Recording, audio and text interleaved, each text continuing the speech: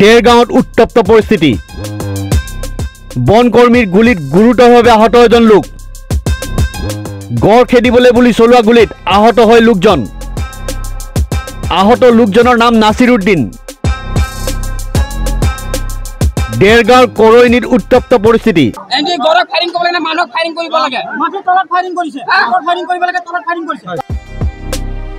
গড় খেদিবলৈ বনৰক্ষীয়ে চলোৱা গুলিত আহত এজন লোক আহত লোকজনৰ নাম নাছিৰুদ্দিন বুলি জানিব পৰা গৈছে গৰু বিহুৰ দিনা পুৱাই দেৰগাঁৱত গড়ৰ আতংক বিহুৰ দিনা পুৱাই গড় চাবলৈ ওলাই আহিছিল শ শ লোক এই আতংকৰ মাজতে সংঘটিত হ'ল অঘটনটো ইতিমধ্যে আহত লোকজনক খকন্দগুৰি স্বাস্থ্য কেন্দ্ৰলৈ প্ৰেৰণ কৰা বুলি জানিব পৰা গৈছে